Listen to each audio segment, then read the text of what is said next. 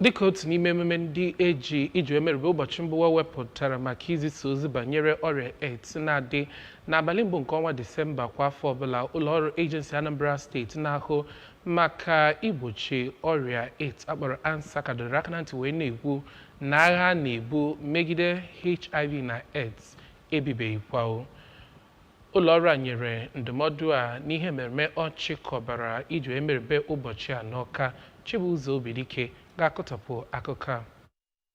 Njem nkụzi bụ nke malitere n'isi ụlọọrụ Anambra Broadcasting Service dị n'Awka, nke ha gara site na Roma Junction gaa n'iru Chukwuemeka Odumegwu Ojukwu Teaching Hospital dị n'Awka ma gaa ụzọ Zix Avenue, Packers Junction, Arthur Azzo Avenue ma chịkọta ya bụ njem na Unizik Junction bụ ebe nwere ebe a na-enyocha maka ọrịa HIV and AIDS. Ha bụkwa ihe nkụzi dị iche iche nke gụnyere na ọrịa HIV and AIDS bụ nke bụ eziokwu ma bụkwara nke na-arịọ ndị mmadụ ka ha jenene ọnọdụ ha mara ma ha enwere ya bụ ọrịa HIV maọbụ AIDS na-arụ ha. Ha jikwara mmemme ahụ wee kekwa ihe ndị eji egbochi ọrịa ahụ nakwa ihe ndị eji enene arụ maka ọrịa ahụ. Mgbe ọ na-agwa ABS okwu ka onyeisi ụlọọrụ ANSACA bụ Maazị John Bosco Ementa nakwa onyeisi nchịkọba ịchụ ọrịa AIDS na Anambra Steeti bụ Dọkịta Tony Mbagwu nọrọ kwuo na ọ dị mkpa na a na-akụziri ndị mmadụ mkpa ọ dị ịmata ọnọdụ ha dịka o si metụta ọrịa HIV na AIDS ma kwue na nke a bụ nke ga-ebelata